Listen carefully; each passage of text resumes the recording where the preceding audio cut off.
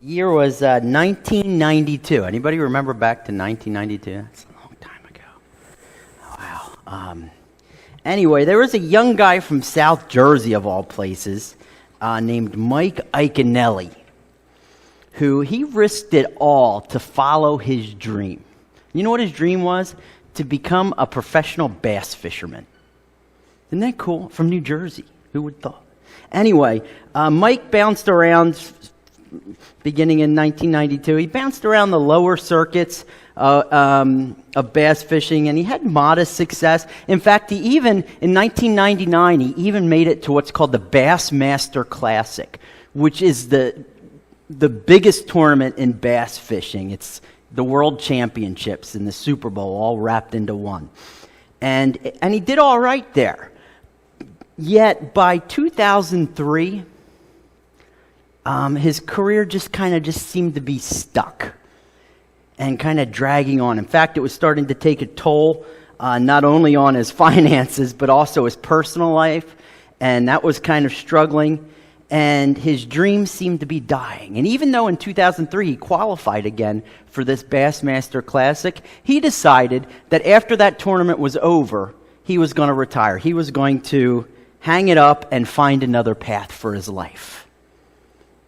Yet, in the face of that discouragement, everything changed.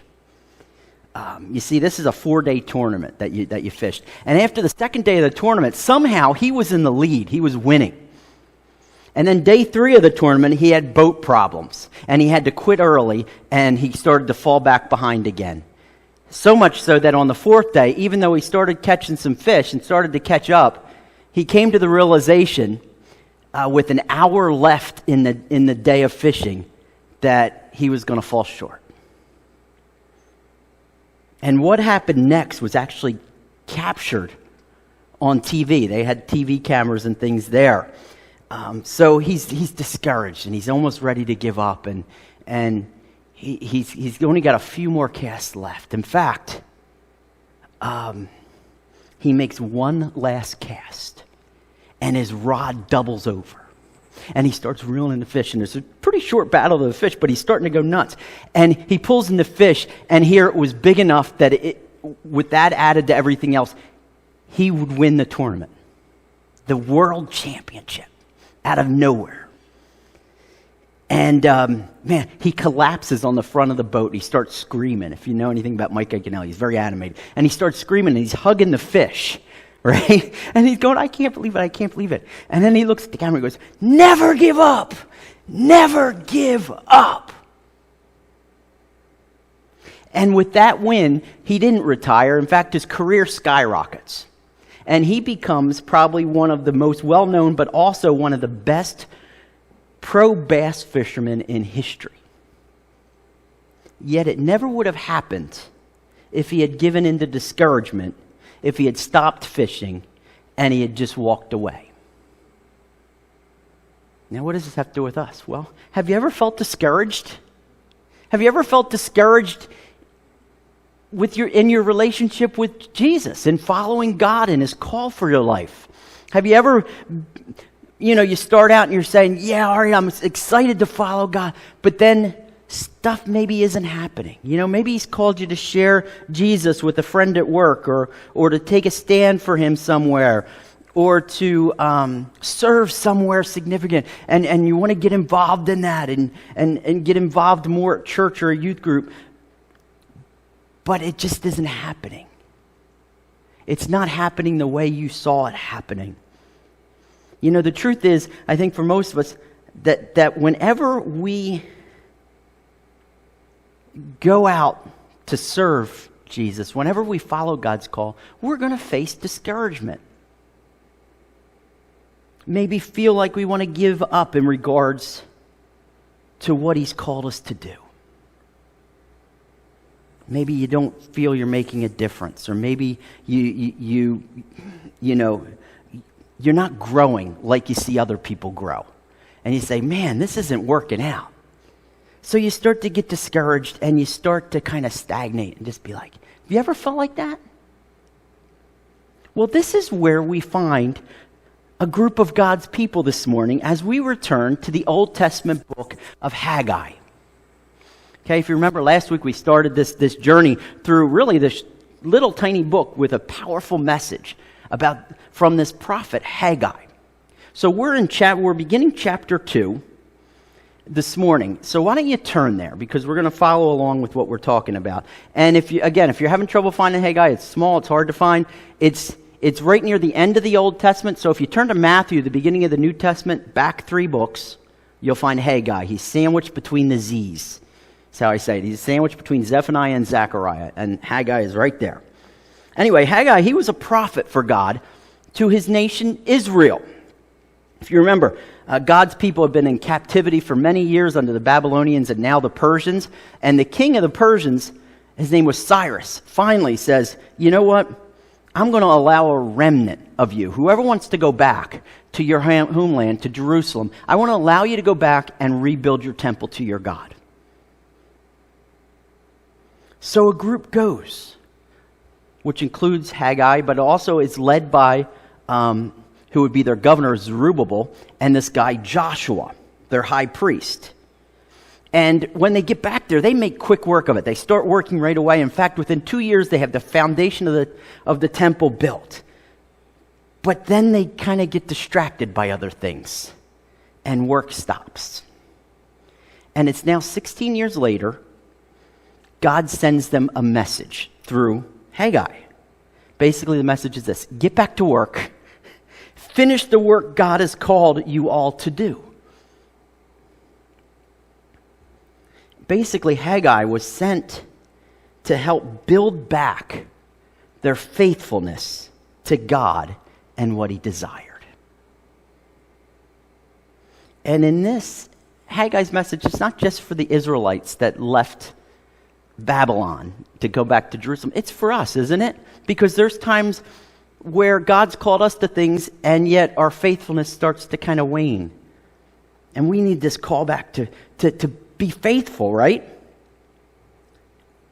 In God's call for our life. Now, last week we had our first message, and Haggai shares his first message, right? And it was all about priorities. Basically, you will be faithful when God is your priority. Now, today, we see through Israel's discouragement a second building block that Haggai shares with them. So let's read, and then we'll talk about it and talk about what he has to say here in the beginning of chapter 2, Haggai chapter 2. It says, in the 7th month, on the 21st day of the month, the word of the Lord came by the hand of Haggai the prophet. Speak now to Zerubbabel, son of Shealtiel, governor of Judah, and to Joshua, the son of Jehozadak, the high priest, and to all the remnant of the people, and say, who is left among you who saw this house in its former glory? How do you see it now? Is it not as nothing in your eyes? Yet now be strong, O Zerubbabel, declares the Lord. Be strong, O Joshua, son of Jehozadak, the high priest. Be strong, all you people of the land, declares the Lord.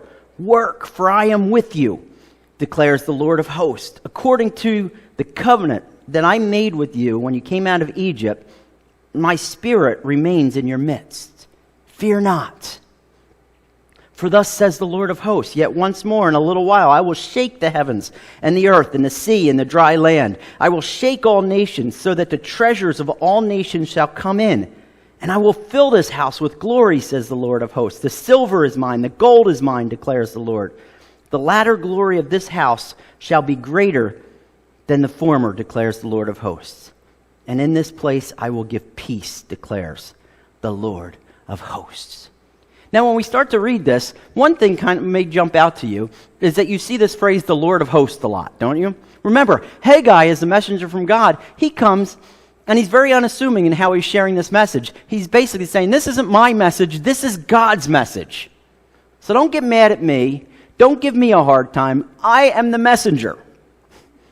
And then he says, thus declares the Lord of hosts. So what he's basically saying here, Lord of hosts we can take as the Lord Almighty, the Lord who reigns, the Lord who is all-powerful over all things. This Lord. So he says, this Lord who is over all things is the one who's telling you this. So be encouraged by this. Anyway, back to our passage. So after Haggai's last message, at the end of chapter 1, we saw that the people, in pretty quick order, got to work. And they start rebuilding the temple again. They went and got the wood, and they start working on the temple, and everything's great. This is less than a month later. Okay, it's the 21st day of the 7th month. They got back to work on the temple the 24th day of the 6th month. So this is less than a month later. Do you ever feel like that? Like you start going and you get really excited. Maybe you hear a message, or you're at a small group, or you read something in the Bible, and it gets you so excited, and you're like, yeah! And then you walk out the door, and somebody cuts you off on the highway, and it's all gone. This is what happens, right? So they're sitting here, and they want to get going, and they start going, but then they get discouraged, right? And again, whenever we follow God in our lives, we're going to face discouragement, because there are forces against God that don't want to see us following God. So we're going to face discouragement from all different places. Have you ever faced that kind of discouragement? You know, here we find some of the reasons for discouragement. One of the reasons why these people here were discouraged is that they were comparing what they were building with the last temple, with Solomon's temple, which was spectacular. And they kind of had unrealistic expectations about what they were supposed to be doing.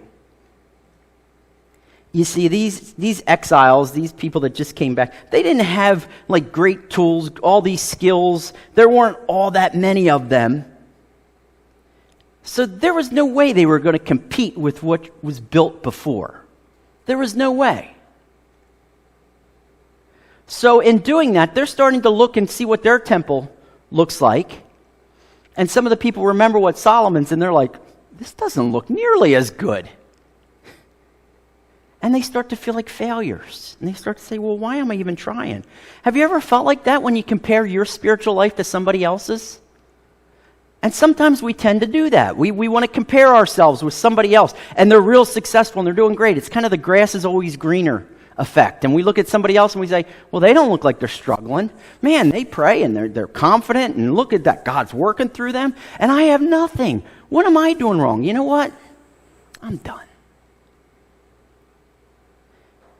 And we can start to feel like that when we compare ourselves. But really, we're just seeing a sliver of somebody else's life. We don't know what's going on. We don't know the whole story. Yet it can get us discouraged, can't it? When we start to compare and we start to put these expectations. Well, if they're doing that, all that, maybe I should be doing all that. And then we see what we're doing and we're saying, so I'm not doing enough. And again, it's all because we're comparing. Anybody ever compare yourself with other people? Yeah, it's hard, isn't it? Now, there's another reason why the people were discouraged that we see in this passage, and that is because they were feeling alone and they were feeling overwhelmed. I mean, they're out there far from the world that they had known for some of them all their lives, and some of them for the last 60 years, 70 years. And they're out here on this outpost with little that they had, and they're tasked with this huge job to build this temple, right? It was an immense task. And they look at it, and the temple, it's in ruins. And they build the foundation, then 16 years later, so now even the foundation's in ruins. And they're like, how are we ever going to do this? We can't do this. I mean, it took years and years for them to build Solomon's temple. We don't have that many years. We're never going to get this done. Do you ever feel alone? Like you're forgotten in serving Jesus and you're kind of feeling overwhelmed, like it's all up to you? It definitely can get us discouraged, can't it? And finally, our passage, it alludes to one other reason that there was a source of this discouragement that was stopping them from working, right? And we might also face this ourselves. And that's that the people thought they had little to offer. Who are we? We have simple tools. We have wood to build with. We don't have gold. We don't have the money that Solomon had. We don't have all these resources in us. We don't have anything extravagant. We're not flashy.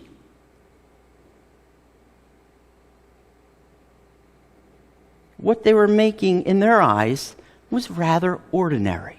Have you ever felt ordinary? Have you ever felt like, man, I look at all these other people, they have these talents and they have these gifts. Man, they can sing. Man, they can do this. Wow, they can do... What do I have? I know I struggle with this, and you kind of look at yourself and say, I'm not flashy. I don't talk. I don't have this big booming voice and command presence. You know, maybe I shouldn't be doing this. And you start to feel, what have I got? How can I ever do this? Does this start to sound familiar? In fact, you think, well, if I have nothing to offer, if I try, I'm probably going to fail anyway. So maybe I'll just save the time. And all of this can drag us down, can't it? For the Israelites, it was dragging them down as well. So much so that they had stopped working once again, on this temple. The very thing that God had set for them to do.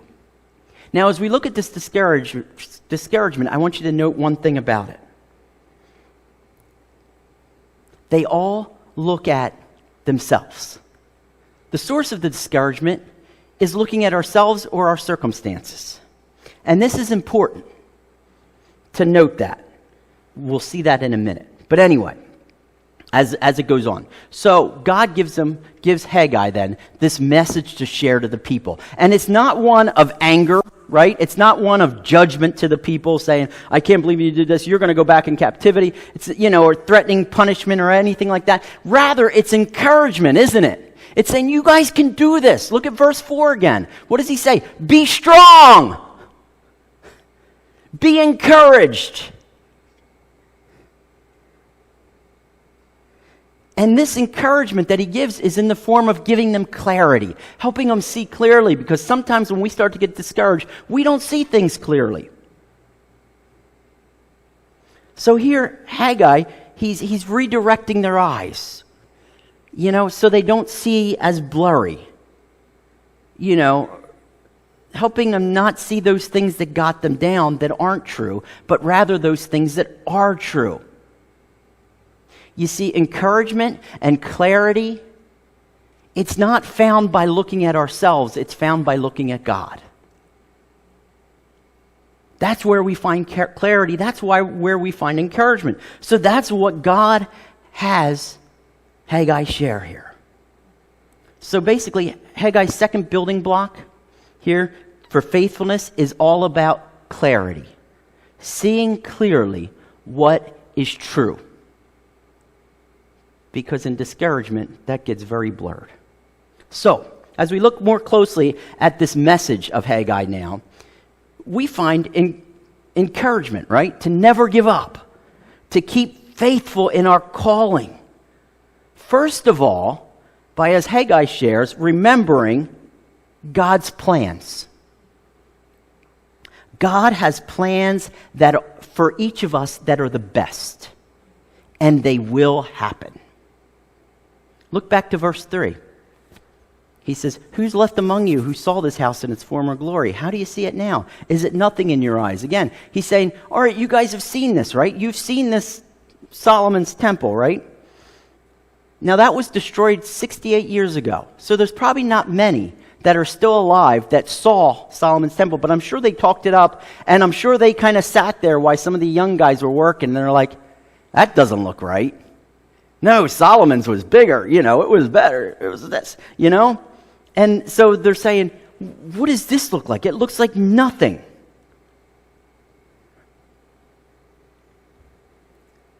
This temple looked nothing like Solomon's.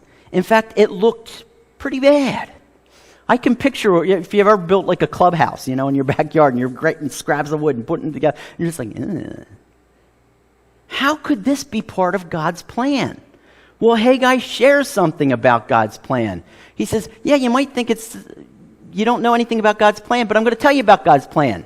And look down to verse 9 and what he says about God's plan. He says, the latter glory of this house, this temple, this house of God, signifying God among his people, this house shall be greater than the former, says the Lord of hosts. And in this place I will give peace, declares the Lord of hosts. This temple you're building is going to be more significant than even Solomon's was. What? Yeah.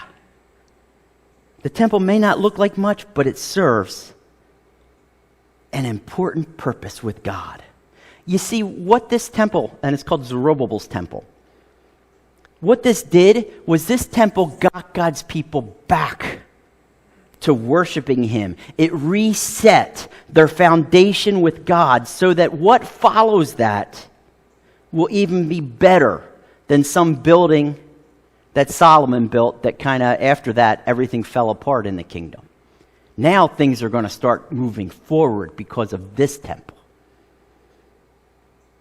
In fact, after this temple, Zerubbabel's temple, there's another temple after that, Herod's temple.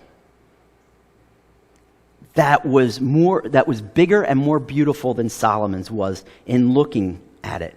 And that was the temple where Jesus, God in the flesh, walked into and set it on its ear of saying, you can have life with God again through me. Basically, he brought peace again through that. So in this, Haggai's pointing to Jesus, right? And he's saying, so this is an important piece in God's plan. It will be the fulfillment. This house that symbolizes God with his people. In that house, God, Herod's temple, the temple right after this, that Zerubbabel sets the foundation for, that God in the flesh will come among his people. God will inhabit this place, Zerubbabel's temple. And then God will inhabit Herod's temple. In fact, he will do it in person, in the person of Jesus. And then God will inhabit his temple, as Paul says, which is us. And none of it can happen without you building Zerubbabel's temple. So what you're building is spectacular because it's such an important piece, a uniting piece in God's redemptive plan for his people. It doesn't get any bigger than that. And that's what Haggai's sharing with them. It pumps you up, doesn't it? It should, because you know why? God's plans for us are no less important. You see, God has chosen to work not only in us, but he's chosen to work through us. Not only save us, but he's chosen to have us share his message to our world, right where we are. Therefore, when we embark on our journey of following Jesus, we have an important role in his redemption. Indispensable role for us.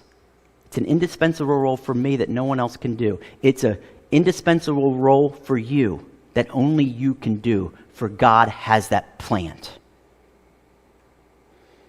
And he will accomplish it. So that's kind of what we have. God places us where we are for this time and place. He has you in the family you're in for a purpose. He has you at your work for a purpose. He has you where you go to school if you're in school, because he wants you there, all on purpose. God set before us his plans so that all we need to do is walk in them.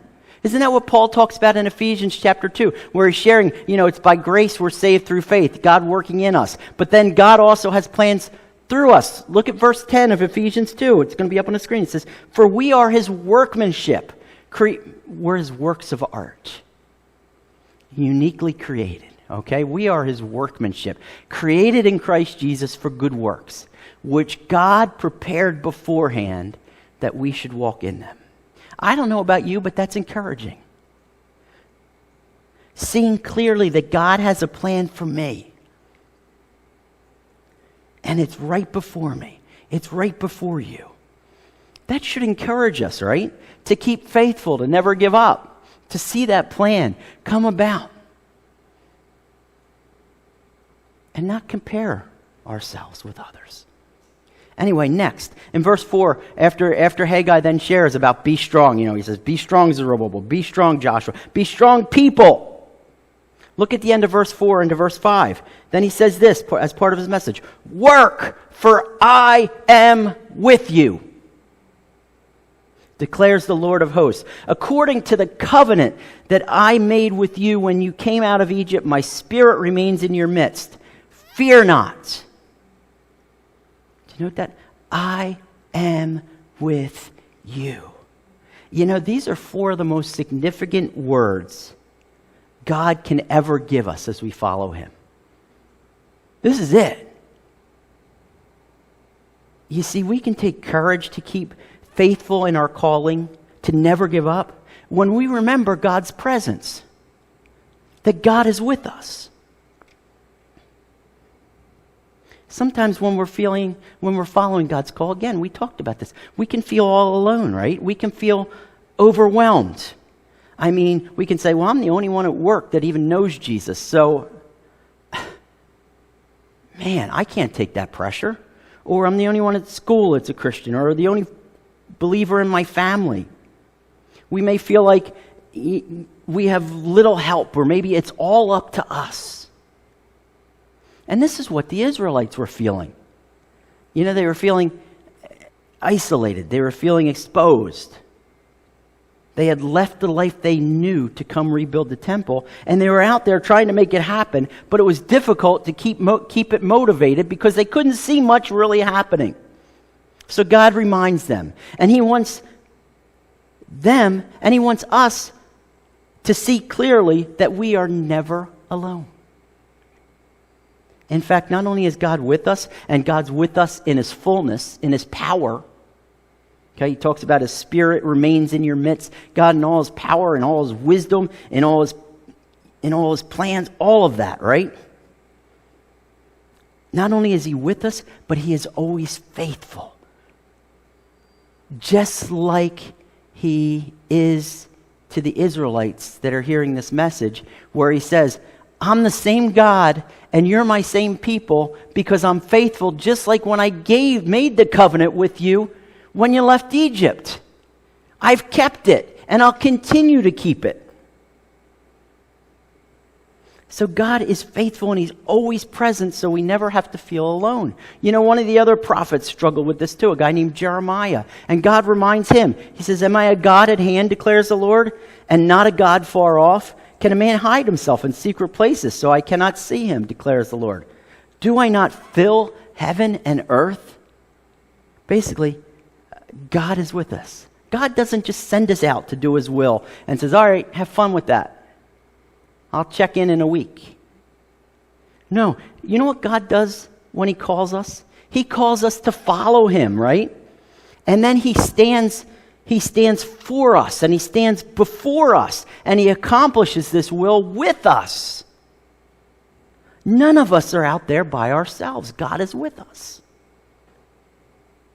He's with us at work, where we may feel like the only one. In fact, he's working with some of your coworkers already. He's drawing them. He's convicting them. He's piquing their interest, softening their hearts. He's with us at school, those of you that are at school, to protect you, to be a buffer and hold us so we can stand firm. He's with us as we serve in church or at home and in our neighborhood. God is always with us. Be encouraged. And then finally, as we kind of close this passage this morning, Haggai addresses another source of this discouragement was about them not feeling worthy, right? Like they had nothing special to offer or contribute. And we see this discouragement through God's answer to that, right?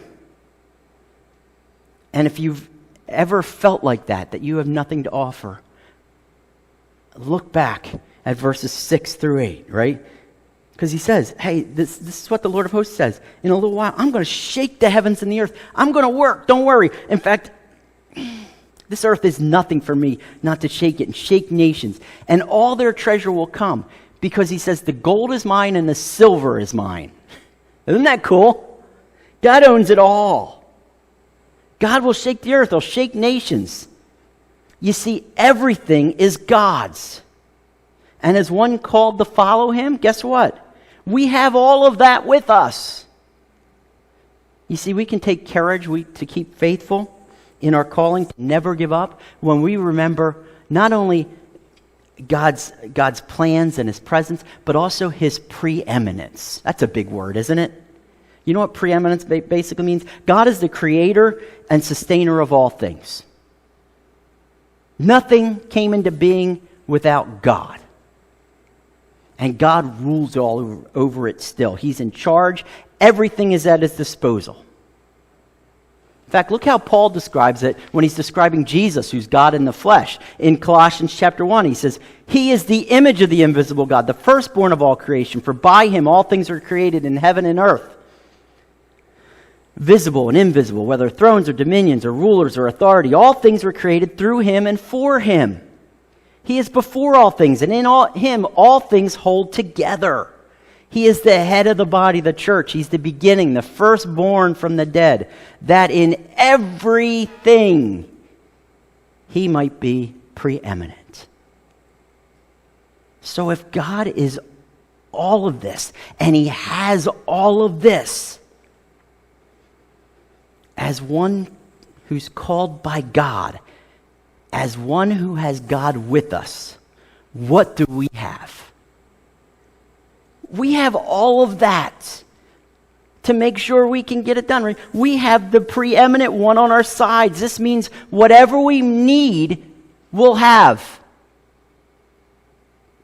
God's not going to be like, well, you need this right now, but it's on back order. No, God says, no, if you need it, I'll take it, because it's all mine, and I'll give it. Whatever we need, we'll have. Whoever we need to be, will be. Because this is key. We are never less than God in us. Do you know that? You may say, I'm nobody. You know who you are? You're God in you. All that God is in you and with you. So don't you think God's got this? God's got you. God will make you. So the next time you feel like you have nothing to offer or that you can't accomplish something God has called us to, remember that God is with us, and therefore we have the one who rules and reigns over all with us. So instead of walking in weakness or feeling inadequate, we can walk in courage, right? In confidence, knowing that if God calls us, he will give us what we need to walk in it.